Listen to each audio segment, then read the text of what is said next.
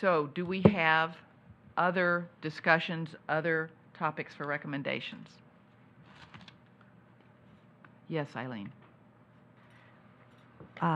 Sue Levine just had to leave. She handed me 2 recommendations that she would like. They're pretty simple and straightforward. One is that she would like to put on the CFSAC website that link that the Department of Education spoke of yesterday with the parent organization for help. I think that's certainly our intention. You already done that, okay. Well, no, but the link, but we could actually link, on the left side, we can put a link to that. So I think that's a great recommendation. It is good. Because we can make that happen in a few weeks. Yeah. A week. I think it's a great website. And the other one she had was to add to the CFSAC website a listserv of the name of the patient organizations, perhaps the ones she said that spoke today and others that come here. I think we have to look into that. I mean, we have. There's many, but she. I would hate for us to set a priority on just the ones that spoke today, but all of the minutes will be posted as part of the public record. But since we're still in discussion and probably in the fall, we'll have 5 to 6 other organizations. I'm not sure that I would. Yeah, they can make that recommendation. Oh, sure. That you can make the recommendations. If we want, yeah. Yeah, I mean, we just we don't want to show favoritism. Okay. Well, friendly amendment, that we develop a list of advocacy organizations that we can post on the website. Yeah, you can make that. You could certainly make that recommendation. Pardon? We've been thinking about that for some time now. So. It's a fair way to do it. Yeah, I think so. We want to be fair, and we want to be inclusive. And I get questions periodically about who can help me in this part of the country, and it would be nice to have that. Again, we have issues around who we can link to and who we cannot, and we'll have to explore that. But there are ways that we can talk about that. Can we get some feedback whenever our next meeting is on that issue? Should be enough time. Absolutely. Yeah. I mean, we may be able to hopefully get you feedback before then. Great. So, is that a friendly amendment to that one? Sorry, say it again. I know. That we recommend that the secretary develop or authorize people to develop a list of advocacy organizations that can be posted on our website. Yes. And we have 2 potential recommendations, so let's do one at a time in a formal way. Can you give us the formal wording, Eileen? Okay. And then we'll have a second. Sue's verbiage, but we can craft it as we go along. That CFSAC recommends that a link be put on the CFSAC website of the Department of Education's help line, or what is it called? www.taalliance.org. Could you be more specific? Yeah. That's the one I recommended yesterday. Right. That's that one. Okay. It's their parent advocate. It's their parent organization for help. Yeah. So. Yeah, it didn't work. So I don't know. Let's see. Did anyone write that down? So did you get that written? Did anyone write it down? It's the parent. Oh, maybe it's well, PA. it's the state. TA. Is it TA Alliance or PA Alliance? It's TA. T is in tall, or P is in Paul. T is in tall. That's what I said. It's each state has one. So it's each. Teacher Alliance, TAAlliance.org. Yeah, that's what I said. Yeah. So we have CFSAC recommends that a link be placed on the CFSAC website to the Department of Education's TAAlliance.org, and we can come up with the specific name when we. Right. It's a Parent Training and Information Centers. Okay, that's a better one. Parent Training and Information Centers. Right. I like have that one that better. to be descriptive, so people know if they're That's what it clicking on is. the Right, link right, right. what it is. Yeah. And then we can, we could certainly, if we put the link up there, which we would very much like to, we can put more information about what it is. Yes. So do I have a second to that motion? Second. Thank you. And any discussion? Call a question. Let's just vote. Yeah. Okay. So let us vote. Everybody in favor, please raise your hand. Aye. Okay. Anybody opposed? Okay. I think that one passes. And then the other one of Susan's? The other one of Susan's was the recommendation that CFSAC make, also adding a link to the CFSAC website with the names of patient organizations. But Or she wrote CFSAC listserv names of patient organizations. A listserv is something that gets distributed out. She didn't put link, but I think she meant link. Because we have a listserv, but that Yeah, won't, you have a new listserv. but that won't service Right. the So recommendation I think as she you wrote stated. listserv, but I hate to speak for her, she's gone now, but I believe she meant putting the link. and we were talking about developing a list of patient organizations that could be put up with links on the website rather than Right. as a way to do it. Yeah, Is that okay? yeah, putting up a list of, but Develop a list to develop a put up. list. When do you, we By do our that next in like, meeting. and being inclusive, I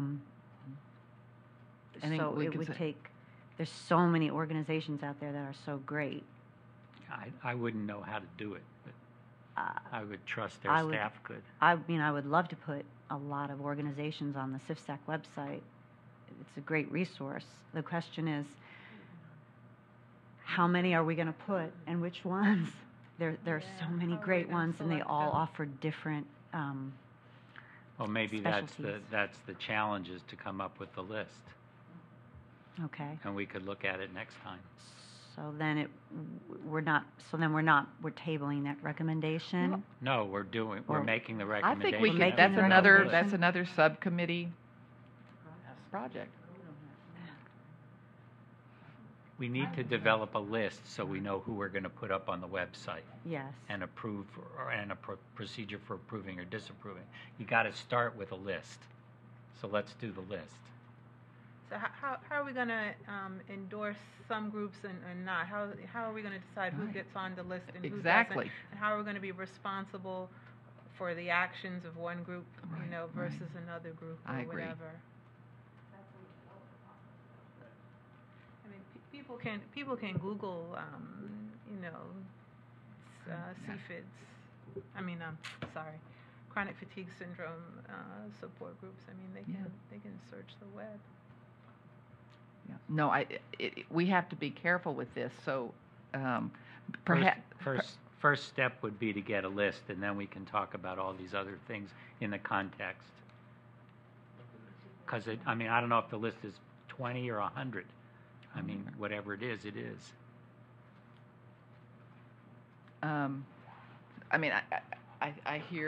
I also share the concern is how do we make sure we're recommending a good organization as opposed to Put a disclaimer somebody that up. takes your money and doesn't do.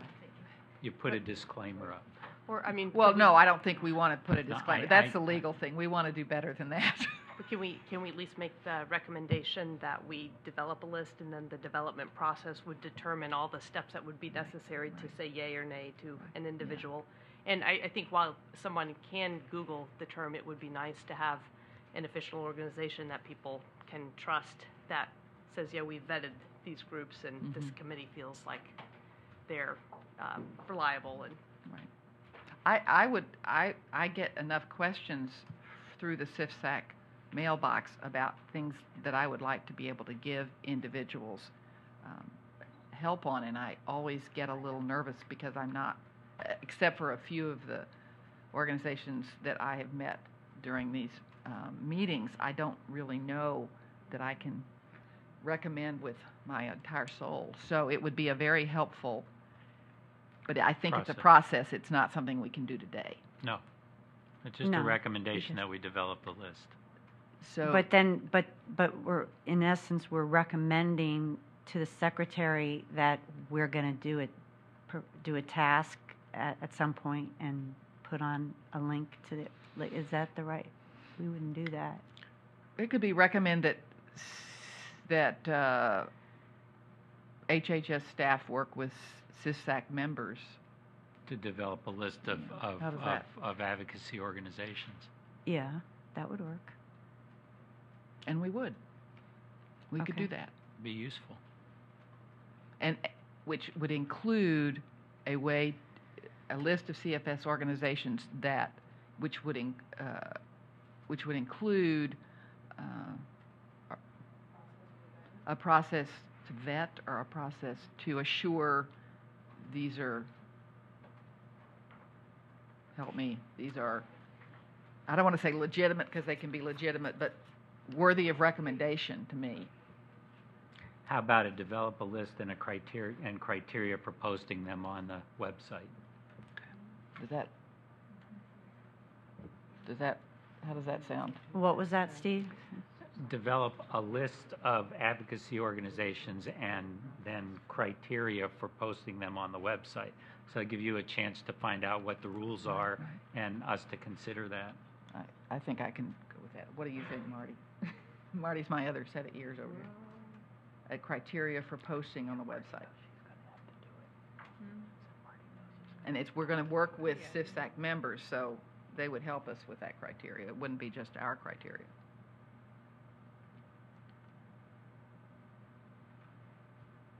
Okay, let's see where we are here. All right. I can't, be the chair and write notes, so that's what I have Marty here, because I can't do two things at once. We recommend that HHS staff work with CFSAC members to develop a list of MECFS organizations, plus criteria for posting on the CFSAC website. Maybe a set of criteria? And A set of criteria? criteria is already plural. And criteria, I think that works. And are we limiting this to advocacy organizations or advocacy websites, because there are independent advocates that have. I just think we don't even websites. need to say advocacy. I think we could just say develop a list of MECFS organizations. Right.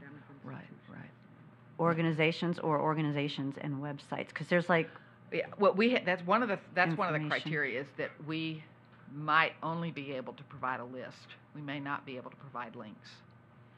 We have to find that out. And the criteria may be an individual or an organization. Right, Or right. only organization. Yeah, I think So- if we're as broad as so we it can works. be, Mhm. then we have more flexibility. So do you have to explore what you're allowed to do Mhm. before we can actually make this recommendation? No?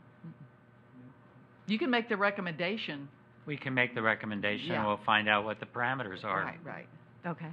Yeah. one step at a time. Yeah, exactly. You all Okay. can recommend whatever you want. Yeah. That's the beauty. Yeah, but what was that expression you said before about the toolkit? It's pointless to make a recommendation if it's a no start. Is that what you're calling? A non-starter. Like, we just want to make sure that what we're recommending is a and potential. we're telling you what we would tell you if we didn't think this was a non-starter. Okay. Yeah. So. Because I don't want us to set up to fail here. Okay. Here on that one. Do we have a second? Okay, so let me read it again. Mhm. We recommend to the Secretary that HHS staff work with CFSAC members to develop a list of MECFS organizations and criteria for posting this list on the CFSAC website. Yes. And be assured, if we can put links, we will. Because it just doesn't make sense in the 21st century not to do that if you can. Mm-hmm. Yeah. Okay, so second? Second. I thought you were the one who did the first. I think Steve. Didn't Okay, was you? that Steve? Okay. Well, actually, I sue technically. I guess I'm the proxy. I'm Sue's proxy. I was taking her recommendation. Yeah, Dame's here. Okay. I think we can just say, I think we have a. I'll quorum, make don't we? it. I think we- I'll make it because I made it originally. And I'll through second Sue. it. Okay. Yeah. Call All the right. question. Any other comments before we call the question? Okay, let's have people, everybody in favor, please raise your hand. Okay, I think I see unanimity here. Good. Any other things that people want to put forward? Yes, Jordan. I had a recommendation from the research subcommittee. Yeah. So we actually discussed this during our subcommittee meeting today during the lunch break, and we had a recommendation based on the discussion that we had in the morning on the biomarkers. So the research subcommittee would recommend that we would put together a white paper on biomarker definition for ME/CFS that can be used for future clinical trials and treatment, clinical trials with treatment outcomes. So is that a recommendation to the secretary? I think, I don't know what we decided.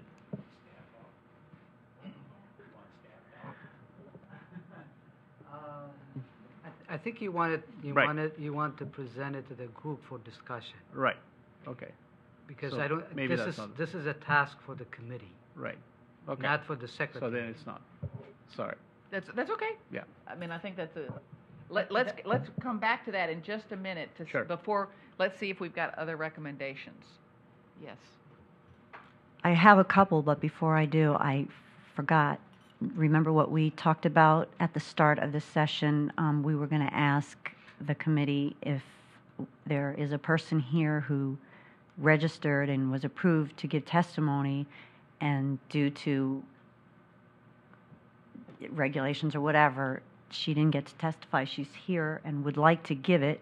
It's 5 minutes. It's up to the committee if we, you said I said it was up to the it committee. was up to the committee if we would like to yield 5 minutes to an advocate here who would like to give testimony. Is that a motion? I would second something like that, if that is within the rules, that we allow that. I propose think, that. I don't think it needs to be Okay. a formal. I think Okay. this is just what you all can come up with. Okay, I would like, she's, okay. Yes, please. Yeah, I'll let her announce her name. And please use your mic and.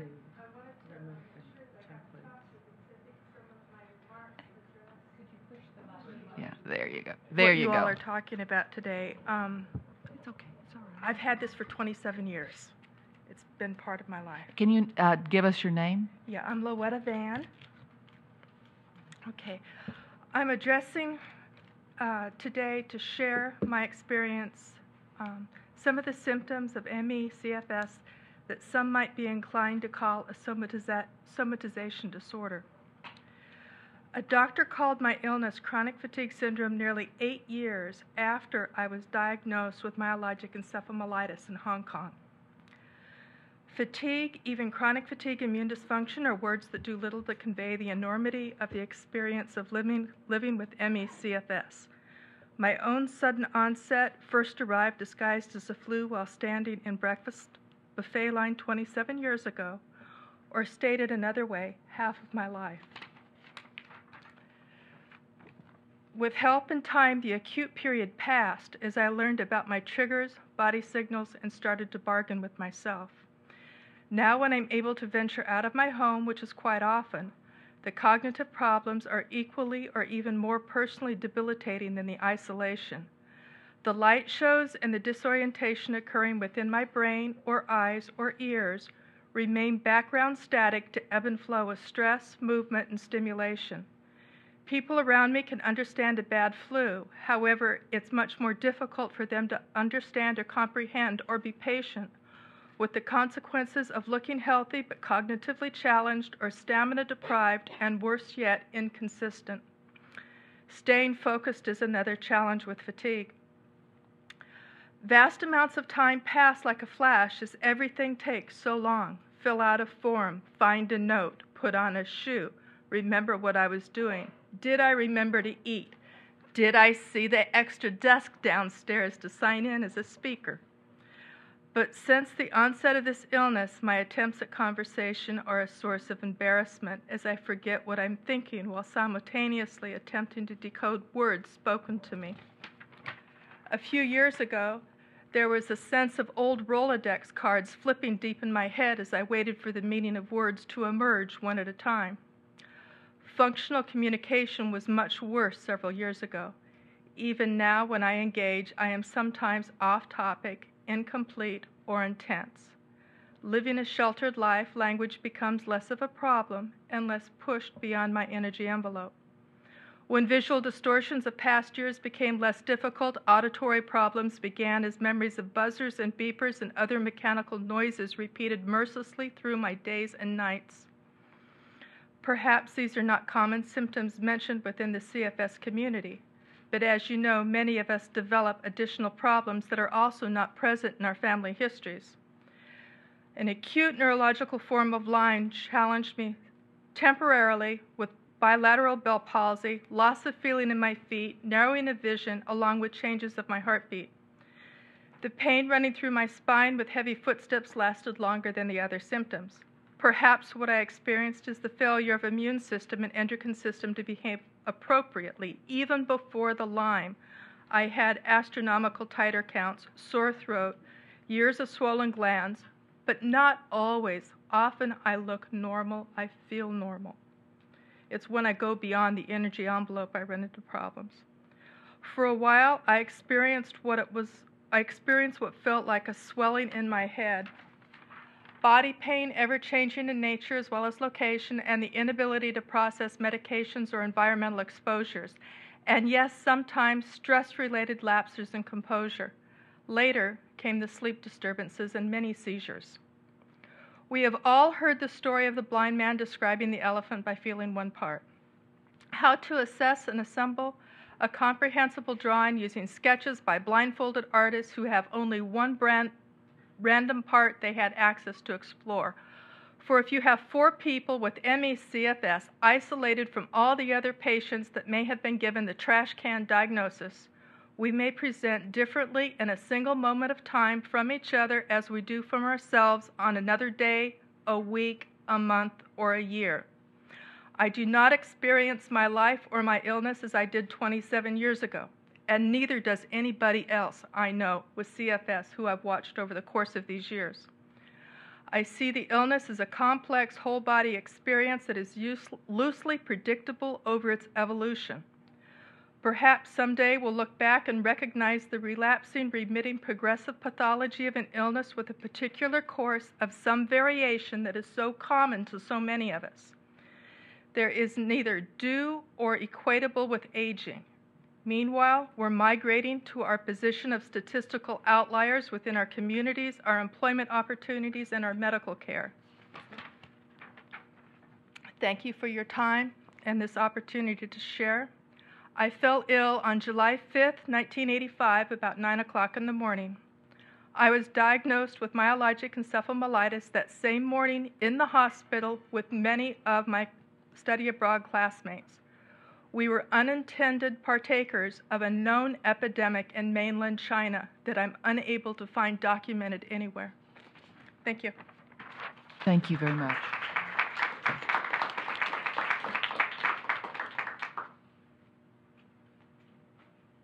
Eileen, you said you had 2? Thank you, Dr. Lee, for allowing the committee to allow her to, yeah.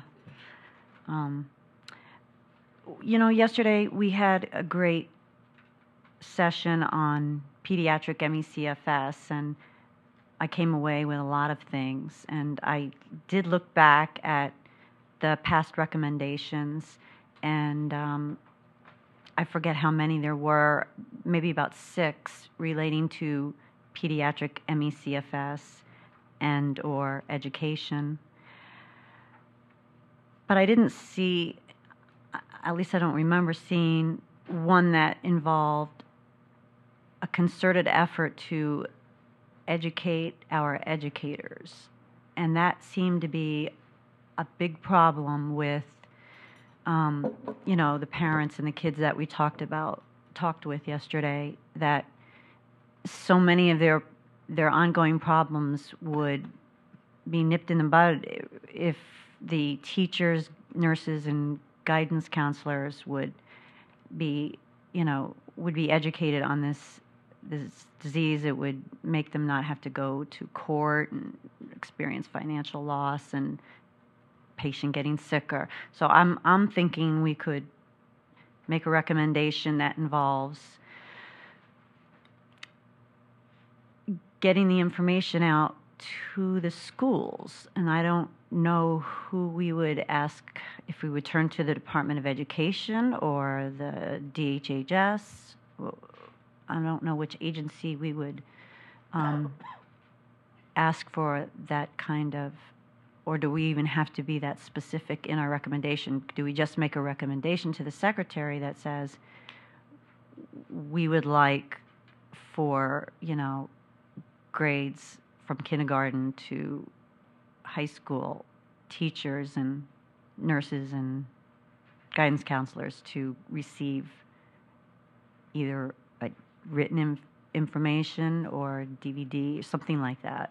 What does everyone think about that? And that's just one thing I'm throwing out there. Eileen, I can tell you that while the Department of Education and school systems are not the most common of the partners that HHS deals with, they do this. And my particular experience has been at CDC, where they had cooperative agreements, I think, with every state Department of Education around HIV education, and for doing surveys among high school students for health behaviors. And so the HHS does have experience in partnering with the Department of Education and state departments of education. And you mentioned for HIV.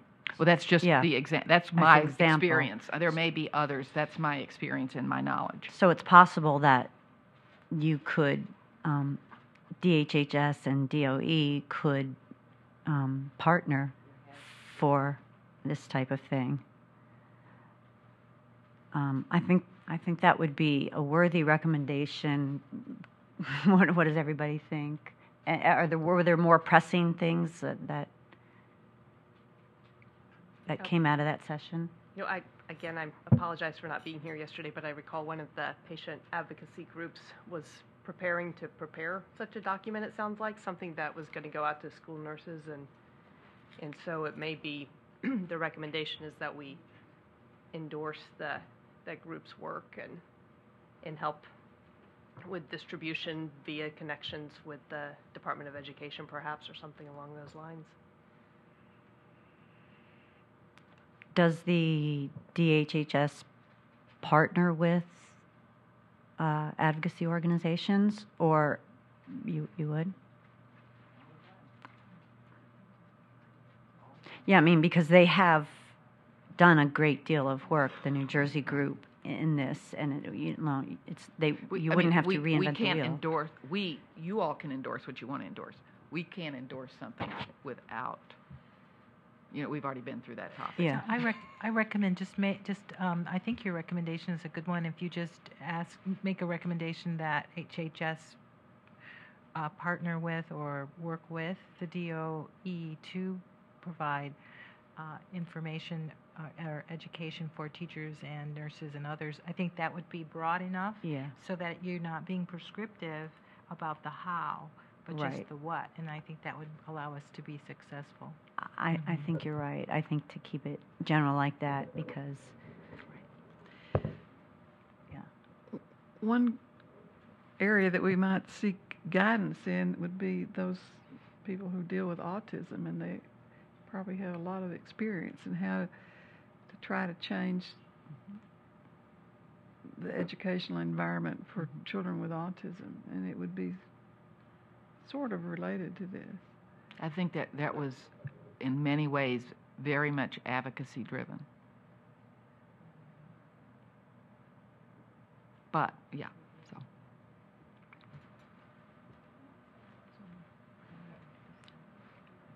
She needs to come up with what she wants to say. Someone from like Mary Demick wants to be recognized. Could she be recognized? Mm-hmm.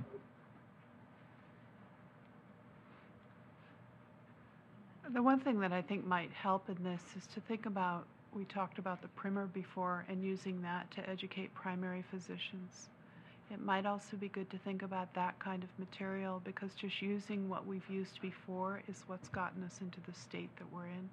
I think what you referred to was some specific advocacy information that was provided through a couple different organizations. I don't know if it goes into the medical specificity that the primer would, and it's that kind of information, from what I understand, that could help the educators understand the nature of the illness and better support patients.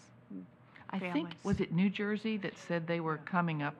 They were working on it, and Yeah. also Faith Newton mentioned a document that she just pulled together, but I think it was more in what rights you have, et cetera, as a patient in the school systems.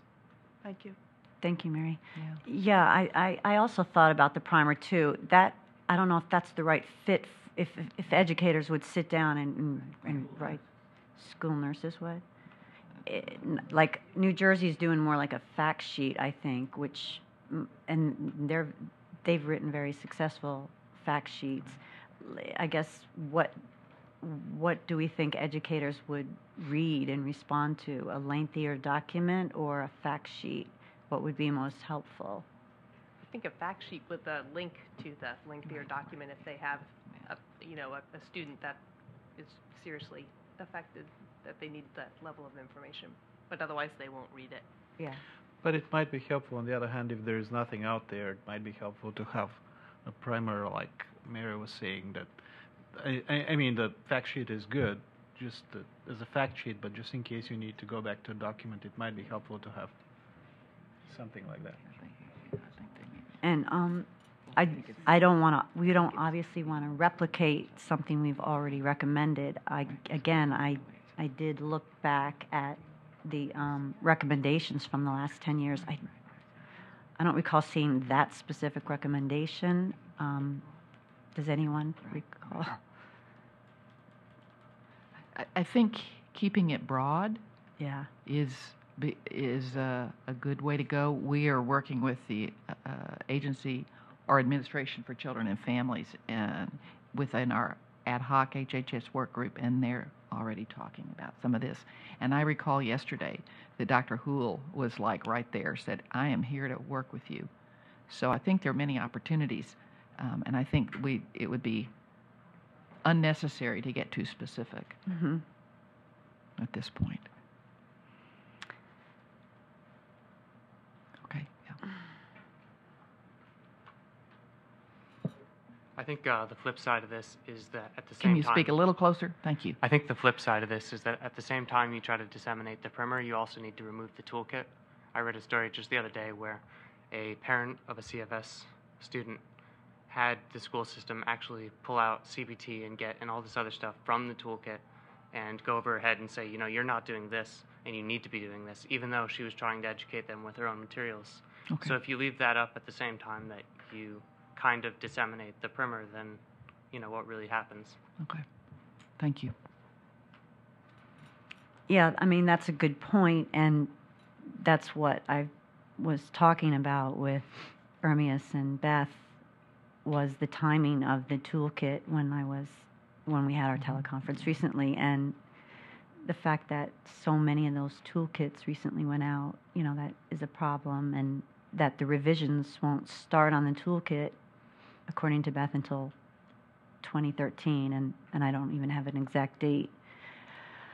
So doing one really good thing like disseminating good information, while at the same time, information that is not good almost kind of cancels it out. But I don't think that should bar us, because I don't know. We can make a recommendation. We haven't made any recommendations about the website officially yet, because Dr. Mike Miller said he suggested the best way to go about this was the way we were doing it in this review panel.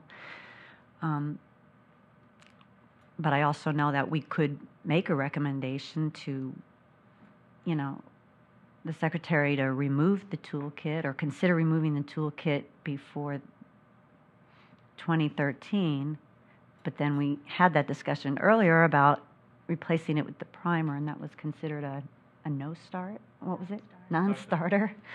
It's because it's not developed. Yeah. By the federal government. So,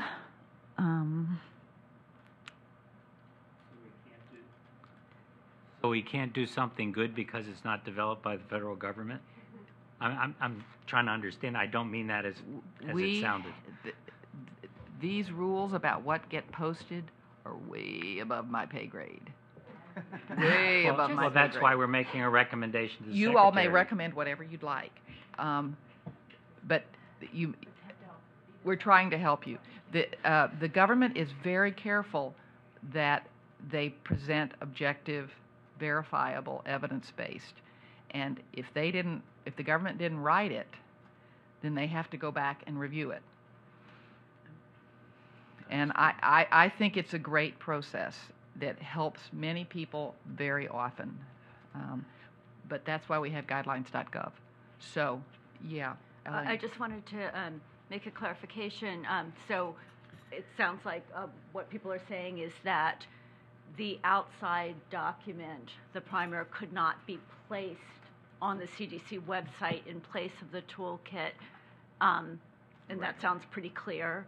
But I guess the question I have maybe for Ermias is, or everybody here really, does there have to be a document there at all on the CDC website? Or could the primer, which is distributed by outside organizations, serve the educational purpose? Does there need to be some document like that on the CDC website? I'll take back that recommendation clearly. I mean, one thing that people have to understand is the toolkit was there in a vacuum. There was no information that was available for physicians at the time. So we were filling a gap. Now, is it complete? It may not be complete. Does it educate people about CFS? It does. And it has done so many times, and we've gotten a lot of positive feedback. Now, the language could be changed and the tone we've already discussed with Eileen, and have gotten input from her. Now, but also content we did discuss. Right. Everything that you've provided to us, we've received, and we've gotten input from others also. Now, the other thing that I'm hearing is that this toolkit is not needed right now, because the primer is available and it's more detailed and more informative, and I'll take that information back to CDC. But it still would be good if taking the toolkit off would help people, that we ought to recommend that they take it off for now. You don't have to make that recommendation. As I said, I'll take it back. If you want to make that recommendation, that's fine. Yeah, I think you all can make that recommendation. So just to understand, Ermias, you're saying that you would take that back to the agency and consider it and give us like an answer in lieu of having to make the official recommendation? Like, is it a likelihood that you would do that? That's correct. So what? Well, then that's not a non-starter. It ought to be something we recommend if it's going to happen anyway. I mean, I'm sorry. Taking it down is not what he's saying is guaranteed to happen. Right. Taking back the idea.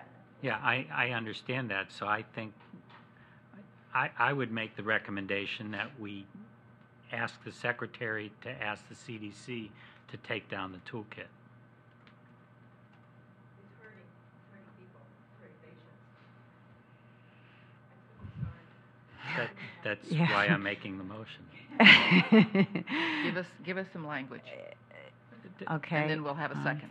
We recommend that the secretary ask the CDC to take the toolkit down off the website. I second. Any more discussion? Okay, let's see. Vote of hand. Show of hands for those who want to vote yes. No. Unanimous? Oh, sorry. Okay, thank you. Now, to go back, Eileen, to your other question, which involved working with DOE.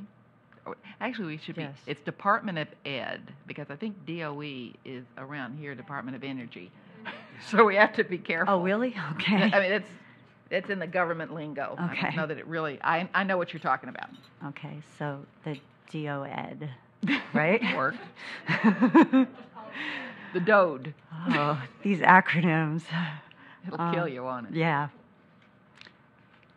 So we were crafting a recommendation about educating the educators. And it could begin with verbiage like CFSAC recommends that the DHHS partner with the Department of Education to disseminate MECFS educational material for grades K through 12? Do we want to go as low as kindergarten? We do? Okay. K through 12. What material? Because we don't want the toolkit. You know, like not trying to be facetious, but we do have to be I think the specific. toolkit is for clinicians. Yeah. We're not talking clinicians here. So, and then we want to keep it broad and just make that recommendation, and then it could be refined, like.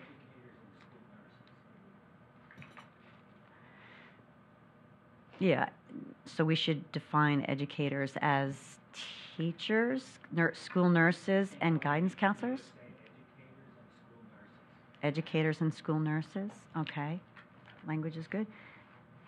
And, but do we want to specify what written material? Because, you know, we talked about Faith Newton's document, NJ CFSA. Yeah, we haven't seen that yet. And, you know, there's information out there already. In other words, if we just make an open-ended recommendation and the secretary says, yes, I will do that, and then she directs, you know, an agency or an organization to use their material, and if CFSAC doesn't want that material, do we need to specify that? We can make a recommendation that they bring back to us information that we could look at.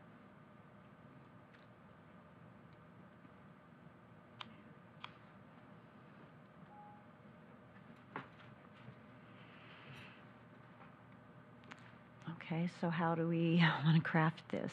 CFSAC recommends that Department of Health and Human Services partner with the Department of Education to educate the educators and school nurses on MECFS.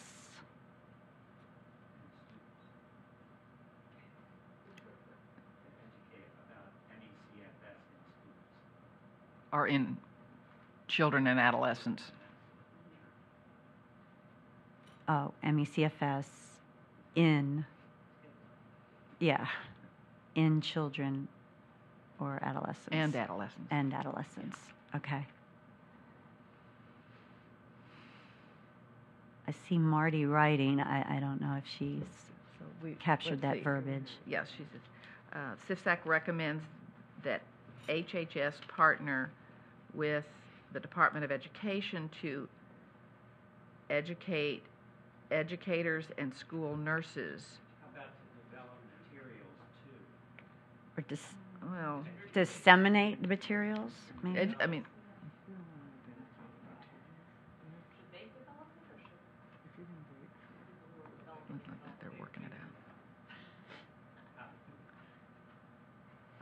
I think this is broader, personally.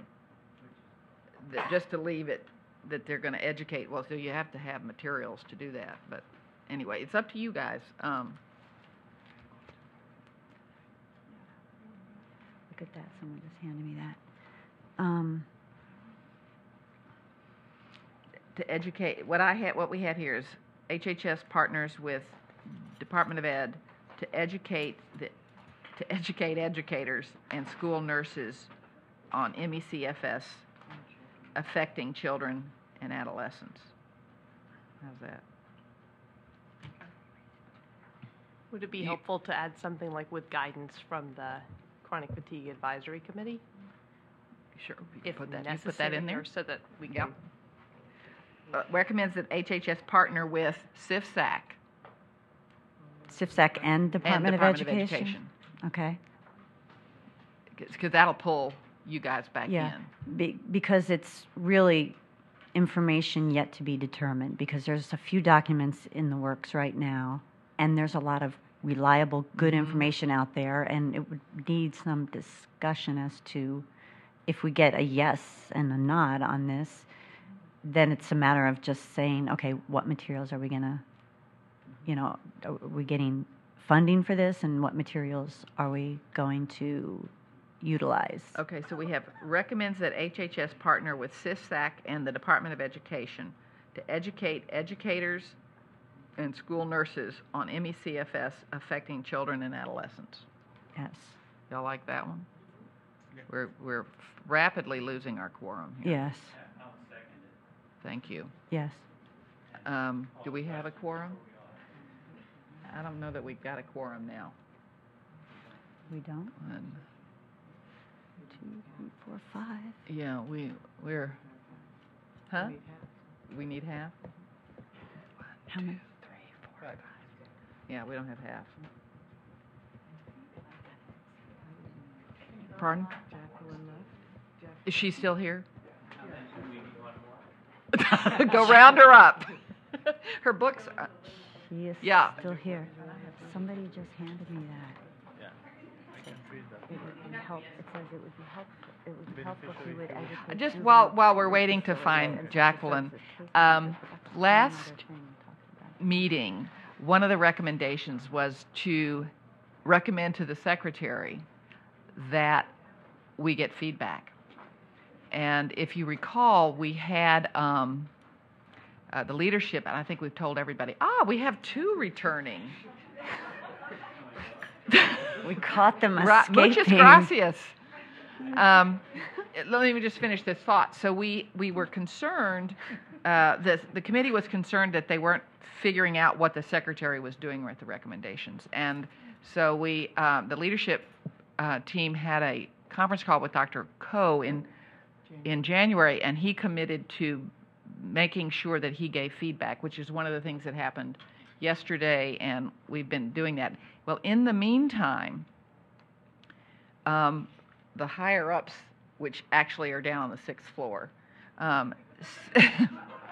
that's where the secretary's office is, they said, well, this is a pretty potent recommendation here.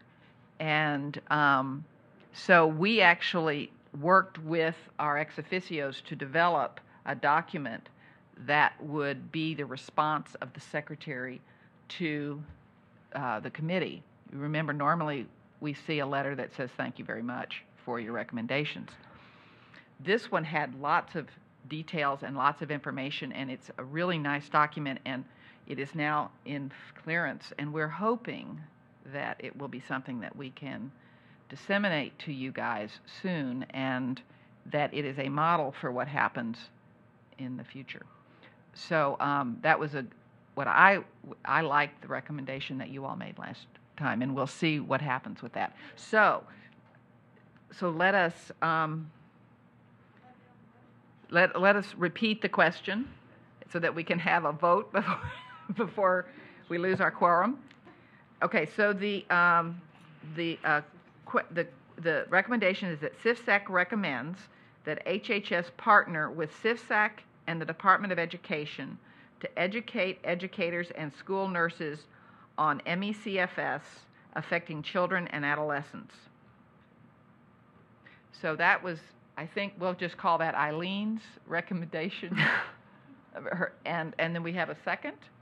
So Lisa is our second here. And do we have any more discussion? So we can call the question. Everyone who agrees and wants to vote yes, raise your hand, please. And I see unanimity again. So thank you very much. Thank you. We didn't get to case definition, but any recommendation with that, like the conference thing, but. And our new members are leaving, and we want to. What, Steve? Some of You're them not on mic, Steve. So, and we also didn't discuss Jordan's. Yeah. That was fine. I think that's fine. Yeah. That's and Ermias is leaving. I mean, We can. No, it's just Ermias is leaving, so he's already missed one flight. Pardon? Can do that next time. Pardon? During the next meeting. Yeah. Well, I think what you talked about is something that we can talk about Right. Okay. in subcommittees. Let me say, we already have a model for that, which was the paper that Lenny worked on, Beth Unger, several people. I was on that paper. You were on that one too, Jordan. Yeah. And then you are aware that we can't list in there that, I know, yeah. that you are CFSAC members without going through a clearance process that you really don't want to participate in. Trust me. So yeah, but you can work together, and I think that's a great thing. Okay, thank you. Mm-hmm. And we can supply conference call numbers, that Thank sort of you. thing. I think we're losing rapidly. So, and I think that's great because we've had a very productive meeting. Anybody else have anything to say before? Eileen is looking expectant here. No one to say this to, but no, I just want to get it on the record that the case definition issue is very, very important. It's timely. We need to move on that, and we got the discussion going today. It got on the agenda, and I think we have the makings of a recommendation, or What I would like to progress. see is some hard work in the subcommittees. That's my challenge to you guys. And I'm looking at the two chairs right here. So I challenge you to make this happen. And we are here to work with you to make sure that does. Yeah, we'll work on that together, Jordan and I, on the case definition. Well, it's to bring to figure out committees what we need to do to make that happen. To get to that point. Yes. And we're here to work with you on that. Yes. And we usually on the agenda have time for subcommittee reports, which we didn't do this time, but so That's why I got next confused. yeah. time. Yeah. We usually report what we've done in subcommittee since the last time, but we didn't. And if you would like to produce something, we can certainly put it on the website. We can put it as part of a written part of the meeting. We have the meeting agenda and materials posted every time, and we can certainly put it there. That would be great, yeah, because people are curious and they wanted to know, and we didn't get around to doing that, so, yeah. It's not that we didn't work hard. Oh, I know. Yeah. So, so just if you'll get that language to us, okay, then we can add that. Okay, thank you so much. Yeah. Anything else? Good. Thank you for a productive meeting. Yeah. Oh, yes. This concludes. I can barely do any. This concludes the meeting of the Chronic Fatigue Syndrome Advisory Committee for June 2012. Thank you, and thank you for all the input and support we have from our audience.